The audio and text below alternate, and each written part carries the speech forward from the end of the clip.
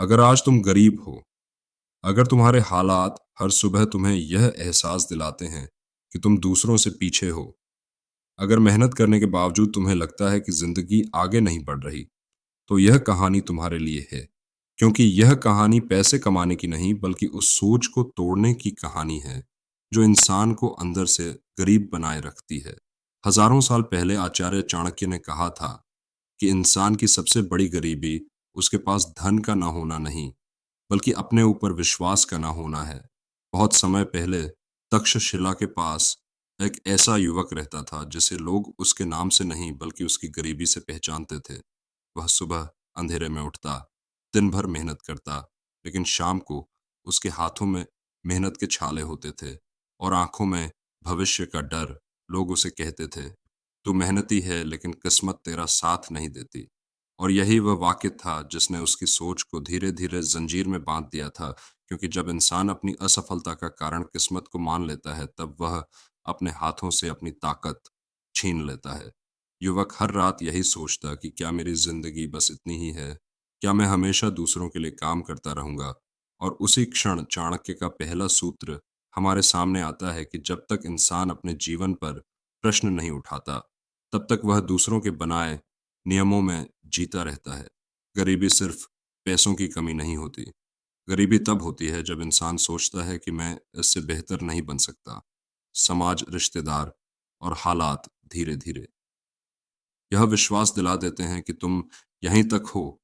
और यही मानसिक गुलामी असली गरीबी है। चाणक्य कहते हैं कि जो इंसान पहले अपने मन की गुलामी नहीं तोड़ता, वह कभी बाहरी आजादी नहीं पा सकता। युवक ने पहली बार अपने जीवन में खुद से सवाल किया कि क्या मैं सच में गरीब हूं या सिर्फ बिना दिशा का मेहनती हूं। क्योंकि मेहनत और सही दिशा में मेहनत में बहुत बड़ा अंतर होता है।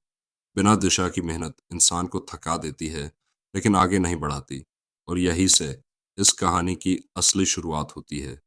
क्योंकि जिस दिन इंसान अपनी हालत को स्वीकार करने की जगह उसे बदलने का निर्णय लेता है, उसी दिन उसका जीवन दिशा बदलना शुरू कर देता है।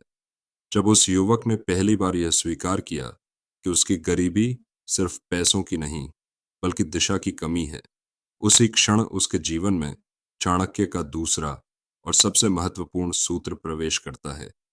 क्योंकि आचार्य चाणक्य कहते हैं कि बिना लक्ष्य के किया गया परिश्रम ऐसे है जैसे अंधेरे में तीर चलाना।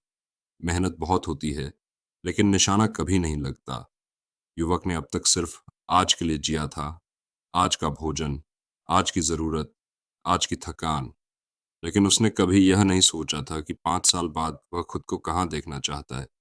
और यही वह जगह थी जहां उसकी जिंदगी रुकी हुई थी। उसने पहली बार अपने भविष्य की कल्पना की, न सपनों की तरह बल्कि योजना की तरह। क्योंकि चाणक्य की नीति कल्पना नहीं बल्कि रणनीति सिखाती है। उसने तय किया कि वह अब अपने जीवन को संयोग पर नहीं छोड़ेगा। वह अपने हर दिन को एक उद्देश्य देगा।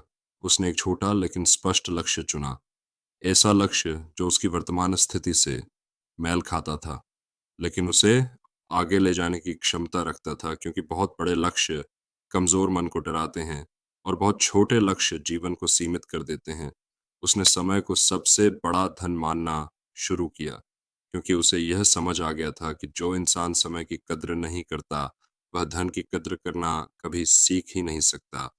वह सुबह उठने के समय से लेकर सोने के समय तक अपने हर घंटे को देखने लगा कि कौन सा समय उसे आगे बढ़ा रहा है और कौन सा समय सिर्फ उसे थका रहा है।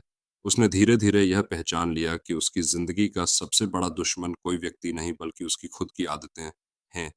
देर से उठना, बिना सोचे दिन गुजार देना, दूसरों की जिंदगी से अपनी तुलना करना और हर असफलता के बाद खुद को कोसना।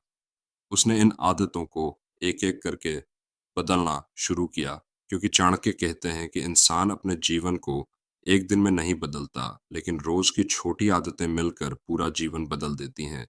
युवक ने यह भी समझा कि लक्ष्य सिर्फ लिखने से पूरे नहीं होते। लक्ष्य को रोज याद करना पड़ता है, रोज उसके लिए कुछ न कुछ करना पड़ता है। इसलिए उसने अपने दिन की शुरुआत सवाल से करना शुरू किया कि आज मैं ऐसा क्या करूंगा जो मुझे मेरे लक्ष्य के एक कदम करीब ले जाए। कई बार जवाब बहुत छोटा होता था, लेकिन वह जान चुका था कि छोटे कदम ही लंबी यात्रा को पूरा करते हैं। धीरे धीरे उसने यह महसूस किया कि जब इंसान के पास स्पष्ट दिशा होती है तो उसकी ऊर्जा बिखरती नहीं बल्कि केंद्रित हो जाती है। अब वह हर काम को यह सोचकर करता था कि क्या यह मेरे लक्ष्य के अनुरूप है या नहीं।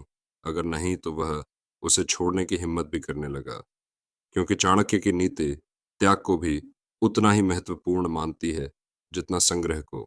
उसने यह भी समझ लिया कि हर अवसर अच्छा नहीं होता और हर व्यस्तता प्रगति नहीं होती। बहुत से लोग पूरे दिन व्यस्त रहते हैं लेकिन सालों तक वहीं के वहीं खड़े रहते हैं, क्योंकि उनकी व्यस्तता बिना दिशा की होती है। युवक ने अब अपने जीवन से अनावश्यक चीजों को हटाना शुरू किया। बिना मतलब की बातचीत, बिना उद्देश्य के मनोरंजन और बिना लाभ की संगति, क्योंकि वह जान चुका था कि जो चीज तुम्हें आगे नहीं बढ़ाती वह धीरे धीरे तुम्हें पीछे खींचती है। समय के साथ उसका मन पहले से ज्यादा स्थिर होने लगा, क्योंकि अब उसे पता था कि वह क्यों मेहनत कर रहा है। ये स्पष्टता ही उसकी नई ताकत बन गई थी। हालात अभी भी कठिन थे, पैसा अभी भी कम था, लेकिन अब उसके भीतर यह डर नहीं था कि उसकी जिंदगी यूं ही निकल जाएगी, क्योंकि उसे दिशा मिल चुकी थी। और चाणक्य कहते हैं कि जब इंसान को दिशा मिल जाती है तो परिस्थितियां चाहे जितनी भी जरूरत नहीं पड़ती, उसका जीवन ही उसका संदेश बन जाता है।